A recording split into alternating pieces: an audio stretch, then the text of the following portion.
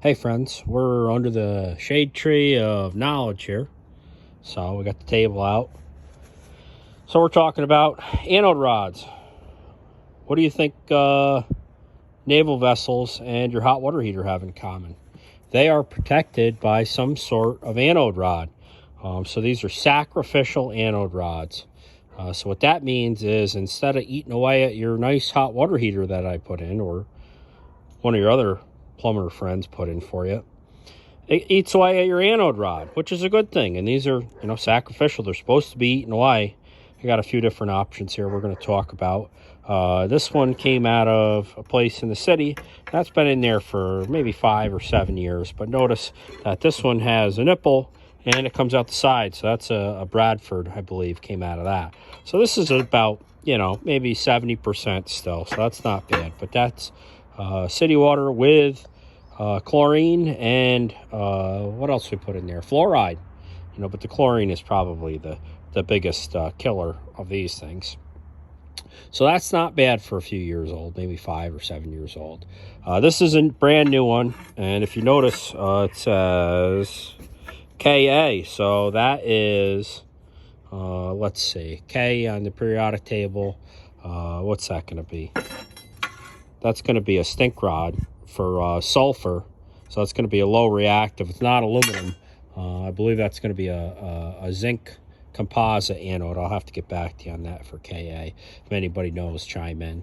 But so there's different anode rods. There's different sizes, different lengths. Obviously, there's longer ones for bigger water heaters, and they make ones that are segmented. So if you got a low ceiling, you just bend it in order to get it in. You can bend these, but usually it's a lot nicer to have the ones that are like the Deli Dog links, and you can push them in the water heater, and that works out a lot better for your low clearance ceilings. These came out of a place down in Stuyvesant with some sulfur. They were only a few years old, maybe 2 or 3 years old, but notice you have some heavy corrosion on these. The reason being that nice lady down there has an oxidation system. They're putting in hydrogen peroxide as a dosing system to kill off the sulfur bacteria so that her water doesn't smell, which works very well. I actually dialed that back a lot. It's down to about 20% of the pump capacity instead of 40, which probably ate these up and a few other things in her house. But instead of putting a sacrificial anode back in, we put in one of these Coro Protex, which is a induced current anode protection system. So it's not a sacrificial anode, but it's actually inducing a small DC current to this titanium rod that goes into your tank, which is isolated with plastic.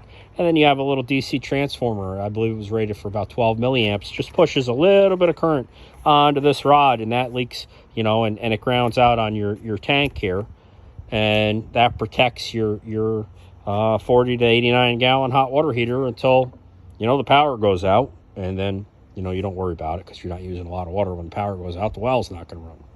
But that'll probably be on there for the life of the tank, another 10, maybe 20 years, depending on the well water, how it's treated, and all that stuff. They don't make tanks like they used to, but all these tanks are usually glass lined, so it's a steel liner, and then it's has melted glass spun on the inside of it. So usually the perforations where your pipes go through, go through the top of the tank or out the side for your drain, that's going to be the weakest link on your tank. That's where you're going to have corrosion, especially with dissimilar metals. We'll talk about that in a minute. But those ports or bungs that go through your tank, with your copper or your drains, or even your electric heating elements for you guys that have electric hot water heaters. She happened to have a oil-fired water heater, but that's besides the point. Your electric water heaters, your oil-fired water heaters, your gas-fired water heaters, as long as it's a standing unit and it has a water capacity inside, you'll have anode rods. The new instant or on-demand hot water heaters generally don't have these. So you won't see these on those. But what will happen with dissimilar metals, say you have some galvanized that goes into the tank, So the piping is galvanized and the tank is not. You actually have dissimilar metals, and what happens is a galvanic reaction. The metal that is less noble, so the regular steel in this case, the galvanized actually has that galvanized protection on it. I don't have any in front of me here. Here's a piece of galvanized here. So this is just hot galvanized, for example.